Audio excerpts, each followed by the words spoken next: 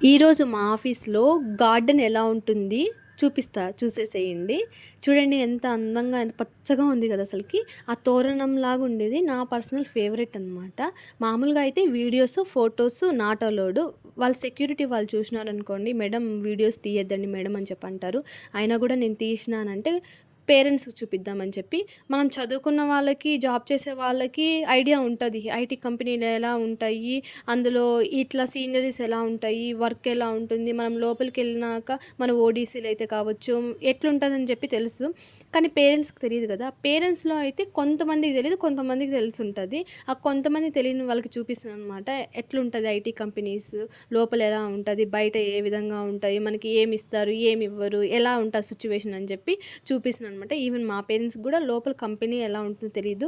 కొంతమందికి అలో ఉంటాయి కొన్ని కంపెనీస్‌లో. కొన్ని కంపెనీస్‌లో ఎవ్వరికీ అలో ఉండదనమాట. లైక్ మా కంపెనీ లాగా, మా కంపెనీ అయితే పేరెంట్స్‌కి గూడా అలో ఉండదు. అందుకని చెప్పి ఇట్లా లైట్‌గా ఉంటుందని చెప్పి చూపిస్తున్నాను. ఒకటే చెప్తాను, కార్పొరేట్ లైఫ్ చూసేంత అందంగా అయితే ఉండదు జీవించడానికి. చాలా కష్టాలుంటాయి, చాలా బాధలు గూడా ఉంటాయి. మనం ఎన్నెన్నో పడి ఉంటాము. కనీసం ఫుడ్ గూడా సరిగ్గా ఉండదు ఇలాంటి సిటీలలోకొచ్చినాక.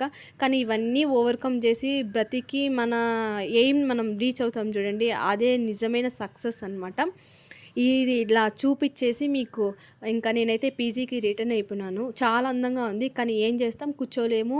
ఎక్కడంటే అక్కడ కూర్చోలేము. ఫోటోస్ తీసుకోలేము. వీడియోస్ తీసుకోలేము. నా వీడియో మీకు నచ్చినట్టయితే ప్లీజ్ లైక్ చేయండి అండ్ సబ్స్క్రైబ్ చేసుకోవడం మాత్రం మర్చిపోకండి.